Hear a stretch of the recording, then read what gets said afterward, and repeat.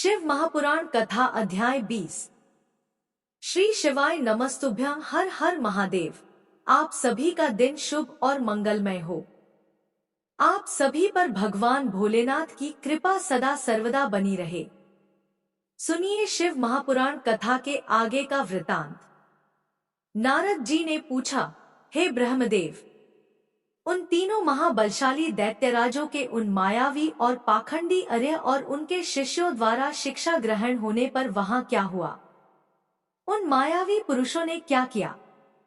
कृपया मुझे बताइए। नारद जी का प्रश्न सुनकर ब्रह्मा जी बोले, हे नारद, जब त्रिपुर के राजा ही उस मायामय शास्त्र द्वारा दीक्षित हो गए तो वहां की जनता क्यों नहीं होती? अरिहंत ने कहा, मेरा ज्ञान वेदांत का सार है। यह अनादिकाल से चला आ रहा है। इसमें कर्ता कर्म नहीं है। आत्मा के देह अर्थात शरीर से जितने भी बंधन हैं, वे सब ईश्वर के ही हैं। ईश्वर के समान कोई भी न तो शक्तिशाली है और न ही सामर्थ्यवान। ब्रह्मा, विष्णु और महेश सब अरिहंत ही कहे जाते हैं। समय आने पर ये तीनों ही लीन हो जाते हैं। आत्मा एक है। मृत्यु सभी के लिए सत्य है। मृत्यु शाश्वत है और सबके लिए निश्चित है। इसलिए हमें कभी भी हिंसा नहीं करनी चाहिए और सदा ही अहिंसा के मार्ग पर चलना चाहिए। अहिंसा ही परम धर्म है। किसी को दुख पहुंचाना महापाप है। इसलिए हमें कभी भी कमजोर और निर्बलों को नहीं सताना चाहिए। दूसरों को क्षमा करना ही सबसे बड़ा गुण है। इसलिए सदा अहिंसा का मार्ग अपनाना चाहिए। हिंसा और लड़ाई झगड़े का मार्ग हमें नरक की ओर ले जाता है। इसलिए किसी को डराओ धमकाओ मत। सदैव विनम्रता का आचरण करो। भूखों को भोजन दो। रोगियों को औषधि और छात्रों को विद्या का दान करो। भक्ति के साथ उपासना करो। आडंबरों की कोई आवश्यकता नहीं होती। मन को शुद्ध रखो तथा 12 स्थानों की पूजा करो, जिनमें 5 कर्मेंद्रियां, 5 ज्ञानेंद्रियां तथा मन व बुद्धि सम्मिलित है। इसी धरा पर ही स्वर्ग और नरक दोनों स्थित है। अतः अनावश्यक रूप से उनकी कामना मन में लेकर अपनों को कष्ट देना पूर्णतः गलत है। शांति और सुखपूर्वक मरना ही मोक्ष की प्राप्ति है। स्वर्ग की प्राप्ति की इच्छा मन में लेकर हवन की अग्नि में तिल, घी और पशु की बलि देना कहाँ की मानवता है। इस प्रकार उन असुर राजाओं को अपना जीवन दर्शन सुनाकर अर्य उस पुर के निवासियों से बोले कि मनुष्य को सुखपूर्वक निवास करना चाहिए। आनंद ही ब्रह्मा है और परम ब्रह्मा की प्राप्ति सिर्फ एक कल्पना है। तभी कहता हूँ कि जब तक आपका शरीर स्वस्थ और समर्थ है, अपने सुख का मार्ग ढूंढकर उसका अनुसरण करो। अन्यथा शीघ्र ही तुम पर बुढ़ापा आ जाएगा और तुम्हारा शरीर नष्ट हो जाएगा। इसलिए ज्ञानियों को स्वयं अपने सुख की खोज करनी चाहिए। मेरी इस बात का समर्थन वेद भी करते हैं। मनुष्य को जाति पांति के बंधनों में फंसकर कभी किसी को कम नहीं समझना चाहिए। सृष्टि के आरंभ में ब्रह्मा जी की उत्पत्ति हुई। उनके दक्ष और मरीचि नामक 2 पुत्र हुए। मरीचि के पुत्र कश्यप जी ने दक्ष की 13 कन्याओं का धर्म से विवाह कराया। फिर प्रजापति के मुख, बाहु, उरु, जंघा और चरण से वर्ण उत्पन्न हुए। ऐसा कहा जाता है, परंतु ये सभी बातें गलत जान पड़ती हैं, क्योंकि एक ही शरीर से जन्म लेने वाले सभी पुत्र भिन्न भिन्न रूप वाले कैसे हो सकते हैं। इसलिए वर्ण भेद को अनुचित मानना चाहिए। ब्रह्मा जी बोले, इस प्रकार उनर्य नामक धर्मात्मा ने अपने भाषण द्वारा तारकाक्ष, कमलाक्ष और विद्युन्माली नामक तीनों असुरों के निवासियों को वेद मार्ग से विमुख कर दिया। साथ ही उन्होंने पतिव्रता स्त्रियों के पतिव्रता धर्म और पुरुषों के जितेंद्रिय धर्म को अस्वीकार कर दिया। उन्होंने धर्म, यज्ञ, तीर्थ, श्रद्धा और धर्मशास्त्रों का भी खंडन किया। विशेष रूप से उन्होंने भगवान शिव की पूजा न करने के लिए सभी को प्रोत्साहित किया और सब देवताओं के पूजन और आराधना को व्यर्थ बताया। इस प्रकार उनर्य ने पुर के वासियों को अपने झूठे धर्म और पाखंड से मोहित कर दिया। इस प्रकार वहां अधर्म फैल गया। तत्पश्चात भगवान श्रीहरि विष्णु की माया से देवी महालक्ष्मी भी उन त्रिपुरों में अपना अनादर देख उस स्थान को त्याग कर चली गईं। व्यास जी ने पूछा, हे सनत कुमार जी, जब उन त्रिपुर स्वामियों की बुद्धि उनकी प्रजा सहित मोहित हो गई तब क्या हुआ? कौन सी घटना घटी? प्रभु, कृपा कर इस विषय में मेरे ज्ञान को बढ़ाइए। तब व्यास जी के प्रश्न का उत्तर देते हुए सनत कुमार जी बोले, हे महर्षि, जब उन तीनों पुरों का मुख पूर्व दिशा की ओर हो गया और तारकाक्ष, कमलाक्ष और विद्युन्माली नामक दैत्यों ने भगवान शिव का पूजन और अर्चन छोड़ दिया, तब उनके राज्य में चारों ओर दुराचार फैल गया। उस समय भगवान विष्णु और ब्रह्मा जी सभी देवताओं के साथ भगवान शिव की स्तुति करने कैलाश पर्वत पर गए। वहां पहुंचकर उन्होंने शिवजी को साष्टांग प्रणाम किया। तत्पश्चात देवता बोले, हे देवाधिदेव, हे करुणा निधान, आप सभी जीवों के आत्मस्वरूप, कल्याण करने वाले और अपने भक्तों की पीड़ा हरने वाले हैं। गले में नीला चिन्ह होने के कारण आप नीलकंठ कहलाते हैं। हम हाथ जोड़कर आपको प्रणाम करते हैं। आप सब प्राणियों एवं देवताओं के लिए वंदनीय हैं तथा सबकी बाधाओं और विपत्तियों को दूर करते हैं। भगवान, आप ही रजोगुण, सतोगुण और तमोगुण के आश्रय से ब्रह्मा, विष्णु और महेश के अवतार धरकर जगत की सृष्टि, पालन और सहार करते हैं। आप ही अपने भक्तों को इस भवसागर से पार कराने वाले हैं। वेद आपके परब्रह्म स्वरूप और तत्वरूप का वर्णन करते हैं। आप सर्वव्यापी, सर्वात्मा और इन तीनों लोकों के अधिपति हैं। आप सूर्य से भी अधिक तेजस्वी और दीप्तिमान हैं। हम आपको नमस्कार करते हैं। आप ही इस प्रकृति के प्रवर्तक हैं तथा सब प्राणियों के शरीर में रहते हैं। ऐसे परमेश्वर को हम प्रणाम करते हैं। हे शिव शंभो, तारकाक्ष, कमलाक्ष और विद्युन्माली नामक त्रिपुर स्वामियों ने हम देवताओं को अनेकों प्रकार से परेशान कर प्रताड़ित किया है। वे देवताओं का विनाश करने के लिए उन्मुख हैं। हे प्रभु, हम आपकी शरण में आए हैं। भगवान, उन असुरों का विनाश करके हमारी रक्षा कीजिए। इस समय तीनों असुरों ने धर्म मार्ग को छोड़ दिया है और नास्तिक शास्त्र का पालन कर रहे हैं। आपकी इच्छा के अनुरूप तारकाक्ष, कमलाक्ष और विद्युन्माली तीनों धर्म कर्म से विमुख हो गए हैं। अतः अब आप उनका वध कर देवताओं को मुक्ति दिलाइए।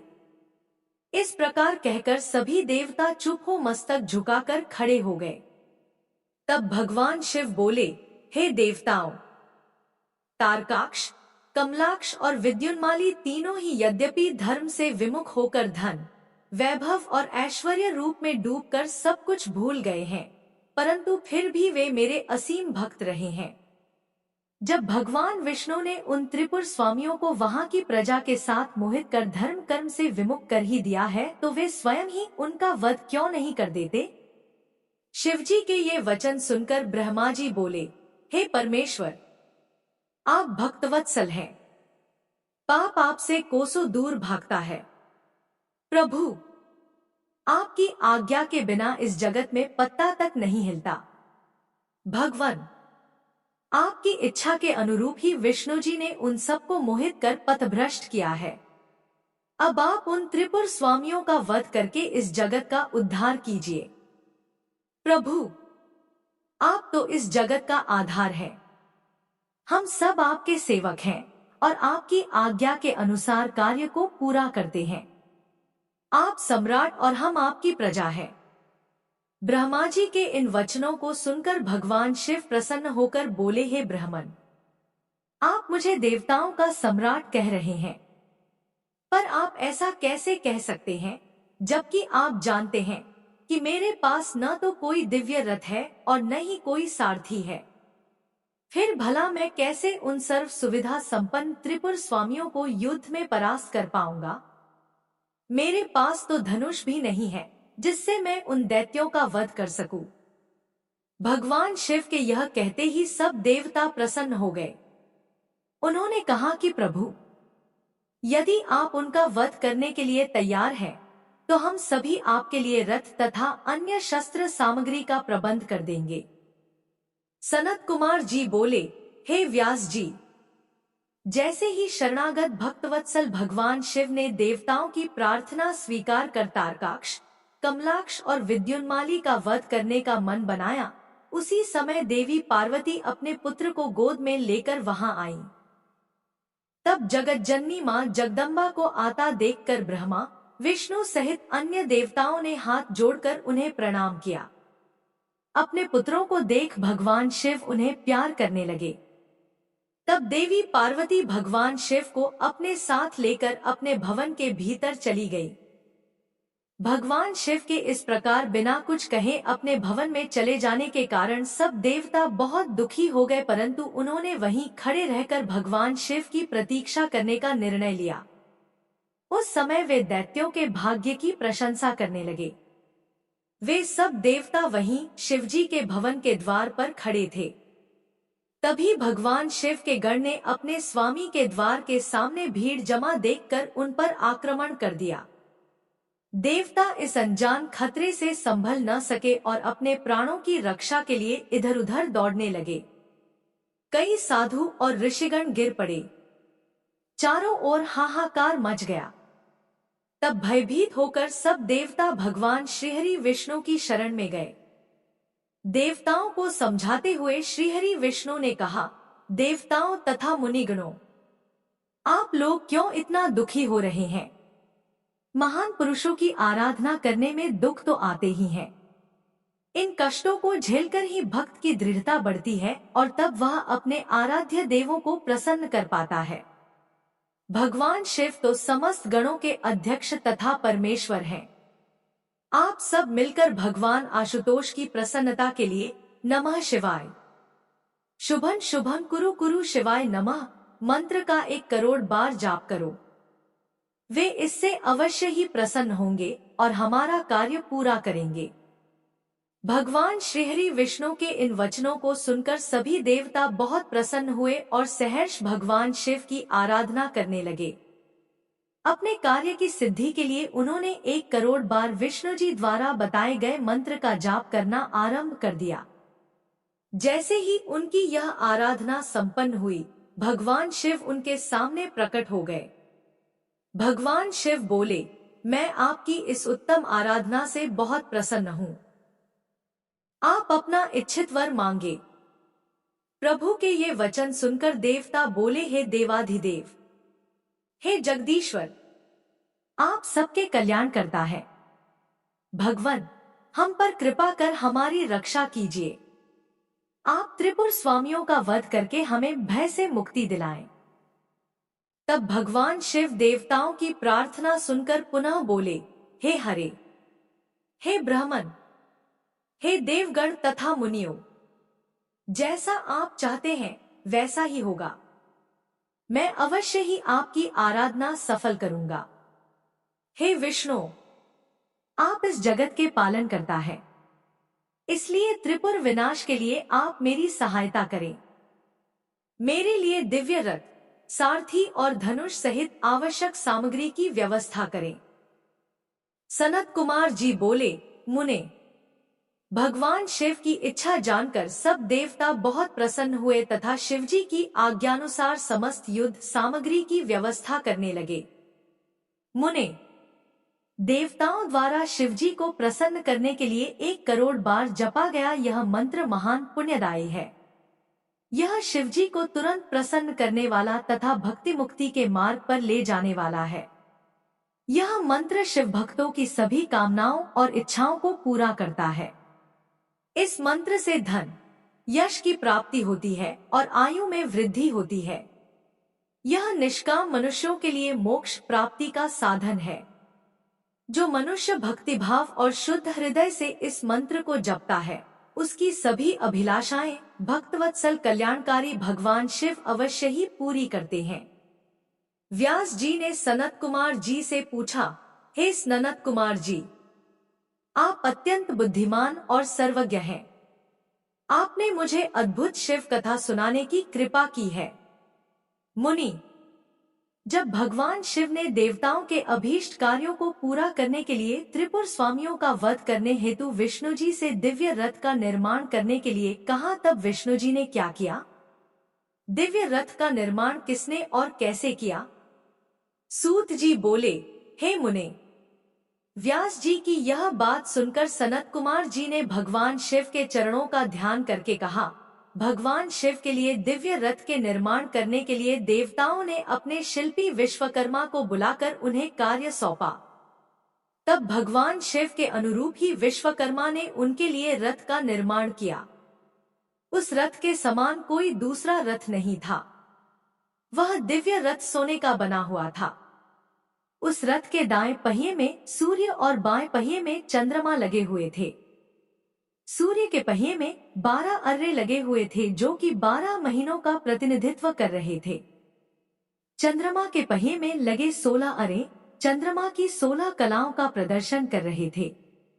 ब्रह्मांड में विद्यमान अश्विनी आदि 27 नक्षत्र उस रथ के पीछे के भाग की शोभा बढ़ा रहे थे। 6 ऋतु सूर्य और चंद्रमा के बने पहियों की धुरी बनी।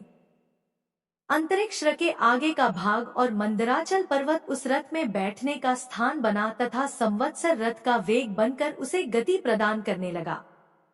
इंद्रियां उस दिव्य रथ को चारों ओर से सुसज्जित किए थी तथा श्रद्धा रथ की चाल बनी।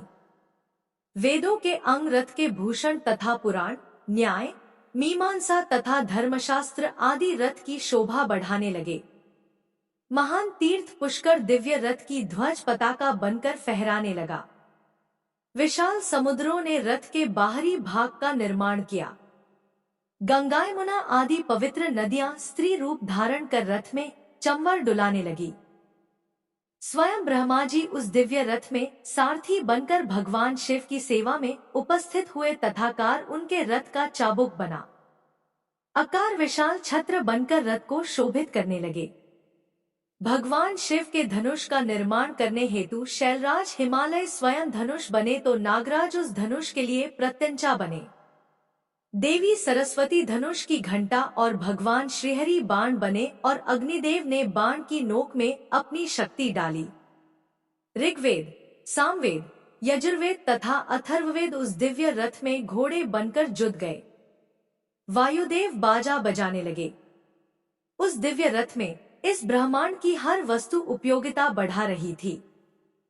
इस प्रकार देवताओं के शिल्पी विश्वकर्मा ने उस उत्तम दिव्य रथ का निर्माण किया। सनत कुमार जी बोले, हे महर्षि, भगवान शिव के लिए बनाया गया वह दिव्य रथ अनेकानेक आश्चर्यों से युक्त था। विश्वकर्मा द्वारा बनाया गया वह रथ ब्रह्मा जी ने भगवान शिव को समर्पित कर दिया। तत्पश्चात श्रीहरि विष्णु, ब्रह्मा जी और सभी देवता एवं ऋषि मुनि कल्याणकारी भगवान शिव की प्रार्थना करने लगे। उन्होंने भगवान शिव को दिव्य रथ पर आरूढ़ किया। स्वयं ब्रह्मा जी उस रथ के सारथी बने। भगवान शिव के रथ पर आरूढ़ होते ही चारों दिशाओं में मंगल गान होने लगे, पुष्प वर्षा होने लगी। ब्रह्मा जी ने सर्वेश्वर शिव की आज्ञा लेकर रथ को आगे बढ़ाया। वह उत्तम दिव्य रथ भगवान शिव को लेकर विद्युत की गति से आकाश में उड़ने लगा।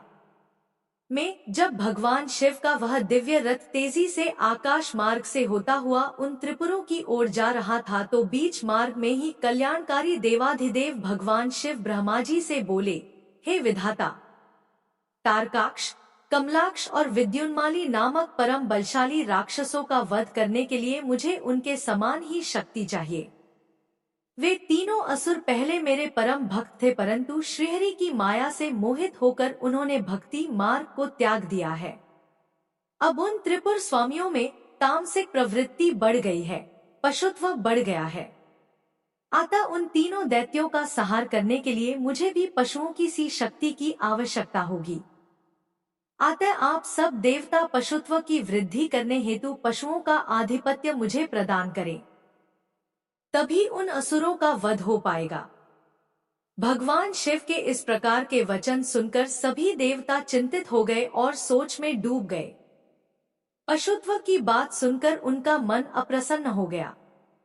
देवताओं को सोच में देखकर भक्तवत्सल भगवान शिव को स्थिति समझते देर न लगी। वे देवताओं की चिंता तुरंत समझ गए। देवताओं से भगवान शिव ने कहा, देवताओं, इस प्रकार दुखी मत हो।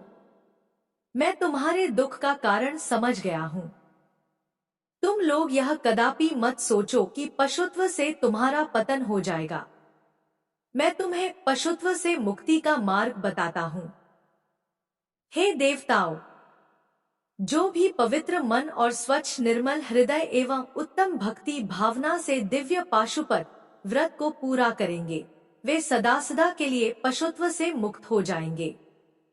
तुम्हारे अतिरिक्त जो मनुष्य भी पाशुपत व्रत का पालन करेंगे, उन्हें भी पशुत्व से मुक्ति मिल जाएगी। हे देवताओं, नित्य ब्रह्मचर्य का पालन करते हुए 12, 6 अथवा 3 वर्षों तक पाशुपत व्रत का पालन करने से सभी मनुष्यों एवं देवताओं को पशुत्व से हमेशा के लिए मुक्ति मिल जाएगी तथा मोक्ष की प्राप्ति होगी। उसका कल्याण होगा, क्योंकि पाशुपत व्रत परम कल्याणकारी है। भगवान शिव के इन वचनों को सुनकर ब्रह्मा जी, श्रीहरि विष्णु एवं सभी देवी देवता बहुत प्रसन्न हुए और देवाधिदेव भक्तवत्सल भगवान शिव की जय जयकार करने लगे। तब सब देवता प्रसन्नतापूर्वक अपने अभीष्ट कार्य की सिद्धि के लिए पशु बन गए। तभी से सदाशिव पशुपति नाम से जगत में विख्यात हुए। उनका पशुपति नाम अत्यंत कल्याणकारी एवं अभीष्ट की सिद्धि देने वाला है। उस समय भगवान शिव के स्वरूप को देखकर सभी देवता एवं ऋषिगण बहुत प्रसन्न हुए। तत्पश्चात भगवान शिव ने अन्य देवताओं के साथ त्रिपुरों की ओर प्रस्थान किया। उस समय सारे देवता अपने हाथों में हल, मूसल, भुशुंडी और अनेक प्रकार के अस्त्र शस्त्र धारण करके हाथी, घोड़े, सिंह, रथ और बैलों पर सवार होकर चल दिए। भगवान शिव की जय जयकार करते हुए वे आगे बढ़ते जा रहे थे। आकाश से उन पर फूलों की वर्षा हो रही थी। कल्याणकारी भगवान शिव के साथ उनके केश, विगतवास, महाकेश, महाज्वर, सोमवल्ली, सवर्ण, सोमप, सनक, सोमधृक, सूर्यवर्चा, सूर्य प्रेक्षणक, सूर्याक्ष, सूर्यनामा, सुर, सुंदर, प्रस्कंद, कुंदर, चंड, कंपन, अतिकंपन, इंद्र, इंद्रजय, यंता, हिमकर, शताक्ष, पंचाक्ष, सहस्राक्ष, महोदर, सतीजहु, शतास्य, रंक, कर्पूर पूतन, द्विशिख, त्रिशिख, अंगकारकारक, अजवक्त्र, अष्टवक्त्र, हैवक्त्र, अर्धवक्त्र आदि महावीर बलशाली गणाध्यक्ष उनको घेरकर चल रहे थे।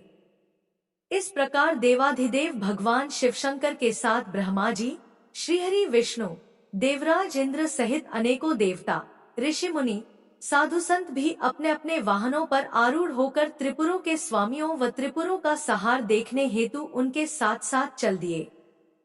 सनत कुमार जी बोले, जब युद्ध की सामग्रियों को साथ में लेकर भगवान सदाशिव अपने दिव्य रथ में बैठकर आकाश मार्ग से उन त्रिपुरों के निकट पहुंच गए, तब उन्होंने उन त्रिपु का उनके स्वामियों के साथ विनाश करने के लिए रथ के शीर्ष स्थान पर चढ़कर अपने परम दिव्य धनुष पर प्रत्यंचा चढ़ाई, परंतु उनका बाण धनुष से नहीं निकला और वे उसी प्रकार उस स्थान पर स्थित हो गए। वे इसी प्रकार अनेक वर्षों तक वहीं खड़े रहे, क्योंकि गणेश जी उनके अंगूठे के अग्रभाग में खड़े होकर उनके कार्य में विघ्न डाल रहे थे। इसलिए ही तीनों पुरों का नाश नहीं हो पा रहा था।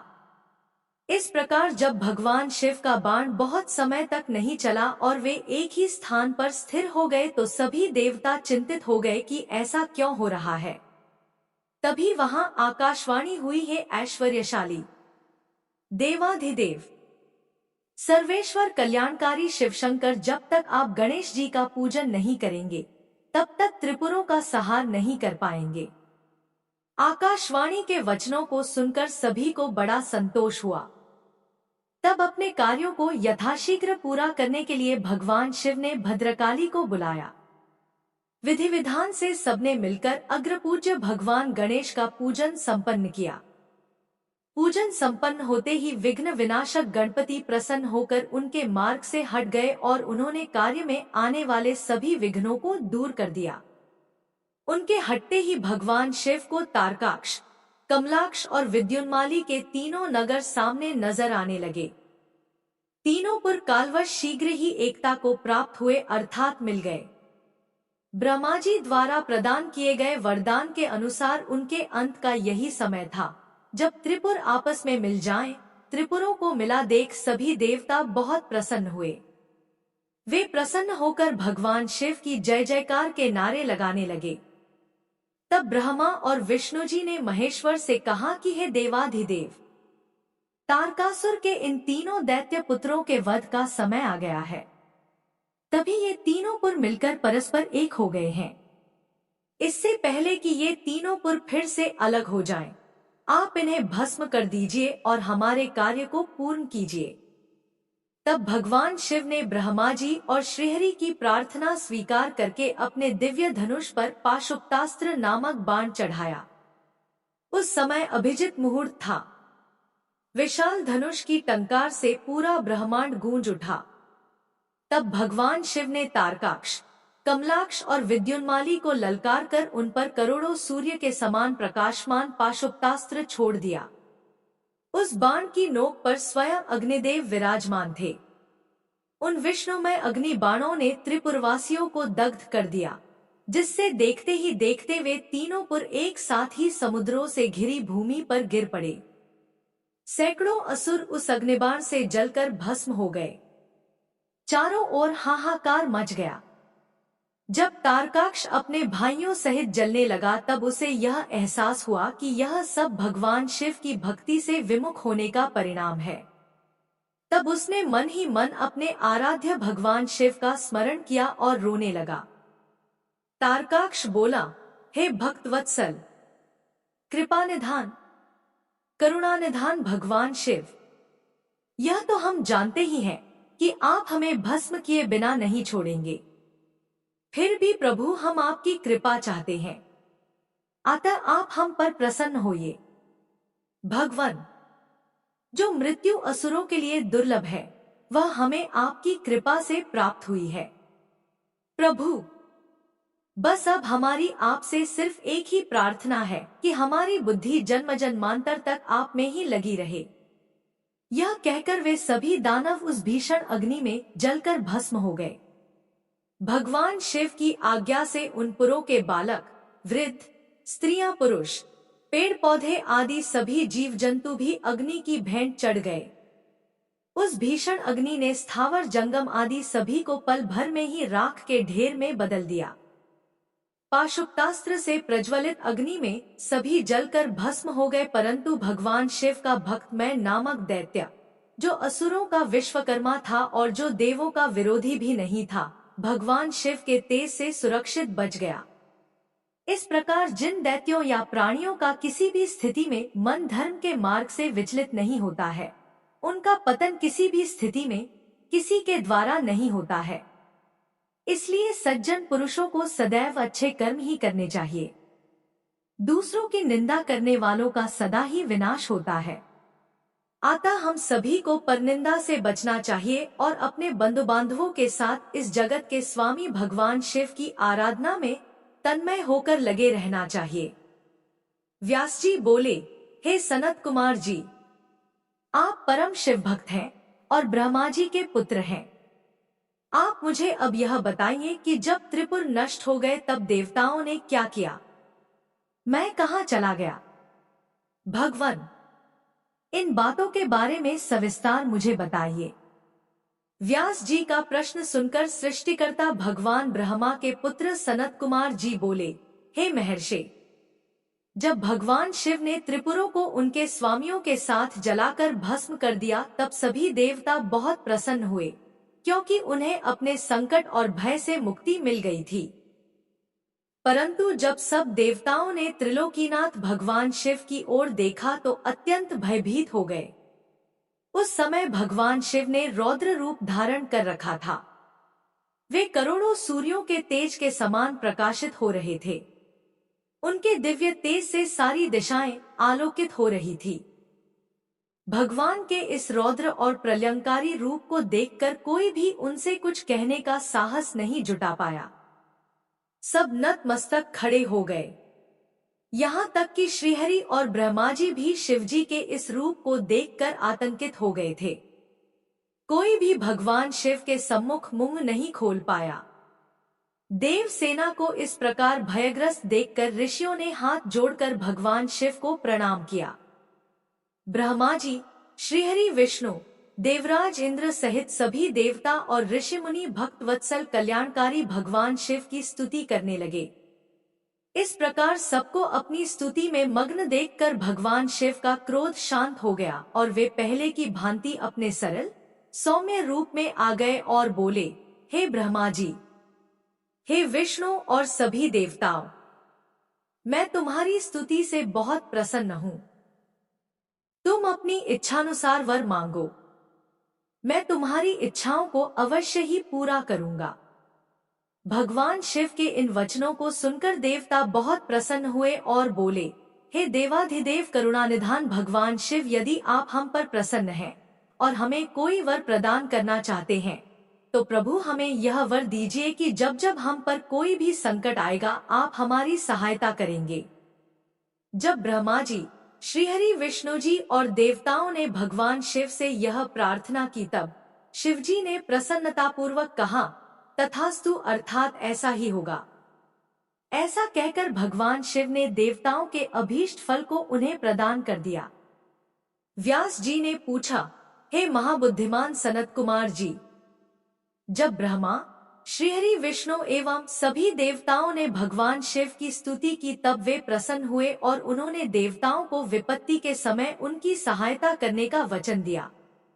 उसी समय भगवान शिव को प्रसन्न देखकर मैं नामक दानव, जो कि त्रिपुर की अग्नि में भस्म होने से बच गया था, उनके सामने आकर हाथ जोड़कर खड़ा हो गया। तत्पश्चात मैंने निर्मल स्वच्छ हृदय से करुणानिधान भगवान शिव की स्तुति करनी आरंभ कर दी। उसने भगवान शिव के चरण पकड़ लिए।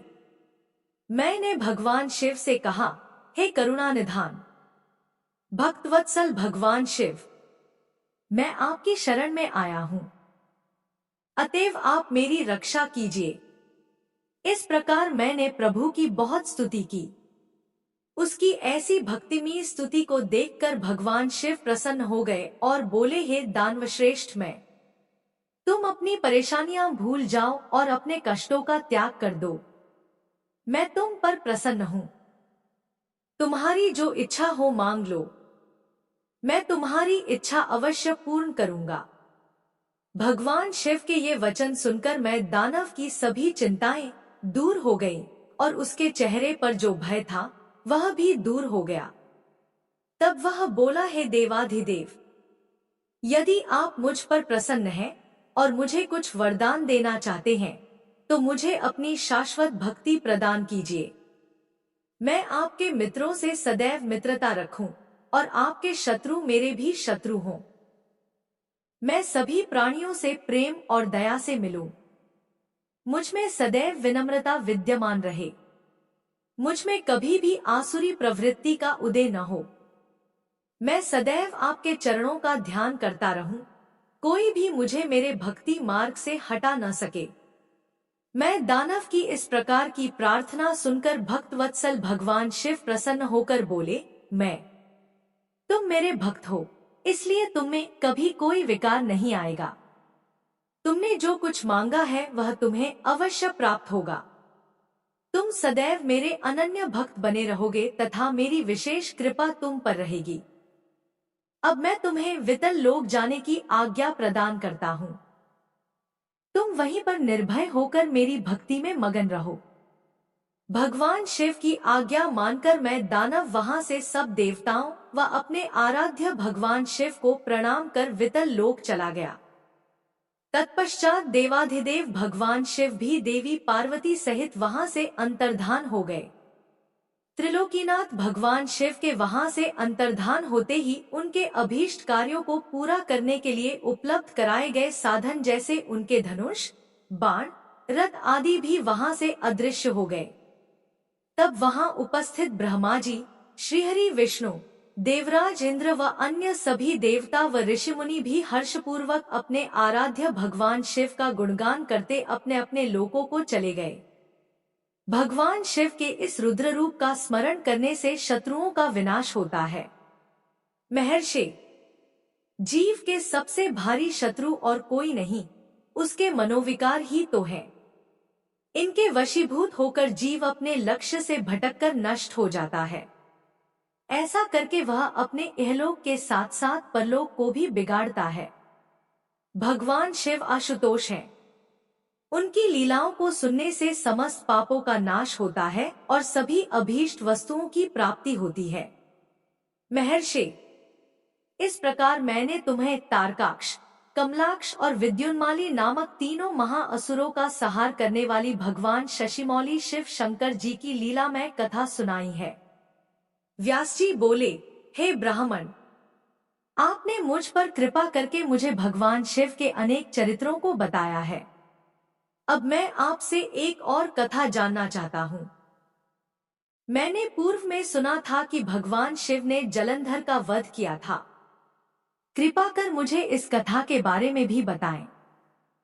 सूत जी बोले, जब व्यास जी ने महामुनि से इस प्रकार पूछा तो सनत कुमार जी बोले, हे महामुनि, एक बार की बात है कि देवगुरु बृहस्पति और देवराज इंद्र भगवान शिव के दर्शन करने के लिए कैलाश पर्वत पर गए। तब भगवान शिव ने अपने भक्तों की परीक्षा लेने के विषय में सोचा। उन्होंने मार्ग में उन्हें रोक लिया। कैलाश पर्वत के रास्ते में ही वे अपना रूप बदलकर तपस्वी का वेश धारण करके बैठ गए। जैसे ही देवराज इंद्र वहां से निकले, उन्होंने तपस्वी से पूछा कि भगवान शिव अपने स्थान पर ही हैं या कहीं और गए हैं।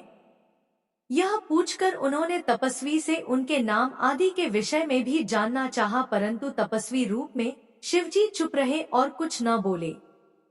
उन तपस्वी को इस प्रकार अपने प्रश्न के उत्तर में चुप देखकर देवराज इंद्र बहुत क्रोधित हुए। वे बोले, अरे, मैं तुमसे पूछ रहा हूँ और तू है कि उत्तर ही नहीं दे रहा है। जब तपस्वी ने पलटकर पुनः उत्तर नहीं दिया, तब इंद्र ने हाथ में वज्र लेकर तपस्वी रूप धारण किए भगवान शिव पर आक्रमण कर दिया, परंतु शिवजी ने तुरंत पलटवार करते हुए इंद्र के हाथ को पीछे धकेल दिया। तब क्रोध के कारण शिवजी का रूप प्रज्वलित हो उठा और उस तेज को देखकर ऐसा प्रतीत होता था कि यह तेज सब कुछ जलाकर भस्म कर देगा। इंद्र की भुजा को झटकने से इंद्र का क्रोध भी बढ़ गया, परंतु गुरु बृहस्पति उस तेज से भगवान शिव को पहचान गए। देवगुरु बृहस्पति ने तुरंत हाथ जोड़कर देवाधिदेव भगवान शिव को प्रणाम किया और उनकी स्तुति करने लगे। बृहस्पति जी ने देवराज इंद्र को भी शिव चरणों में झुका दिया और क्षमा याचना करने लगे। वे बोले कि हे प्रभु, अज्ञानतावश हम आपको पहचान नहीं पाए। भूलवश आपकी अवहेलना करने का अपराध देवराज इंद्र से हो गया है। हे भगवान, आप तो करुणा निधान है। भक्तवत्सल होने के कारण आप सदा अपने भक्तों के ही वश में रहते हैं। प्रभु, कृपा करके इंद्रदेव को क्षमा कर दीजिए। बृहस्पति जी के ऐसे वचन सुनकर त्रिलोकीनाथ भगवान शिव बोले कि मैं अपने नेत्रों की ज्वाला नहीं रोक सकता। तब बृहस्पति जी बोले कि प्रभु, आप इंद्रदेव पर दया कीजिए और अपने क्रोध की अग्नि को कहीं और स्थापित कर देवराज का अपराध क्षमा कीजिए। तब भगवान शिव बोले, हे बृहस्पति, मैं तुम्हारे चातुर्य से प्रसन्न हूँ। आज तुमने इंद्र को जीवन दान दिलाया है, इसलिए तुम्हें जीव नाम से प्रसिद्धि मिलेगी। यह कहकर उन्होंने अपने क्रोध की ज्वाला को समुद्र में फेंक दिया। तब इंद्रदेव और देवगुरु बृहस्पति ने भगवान शिव को धन्यवाद दिया और उन्हें प्रणाम करके स्वर्ग लोक चले गए। इससे आगे का वृतांत सुनिएगा अगले अध्याय में। तब तक के लिए जय श्री कृष्णा, राधे राधे।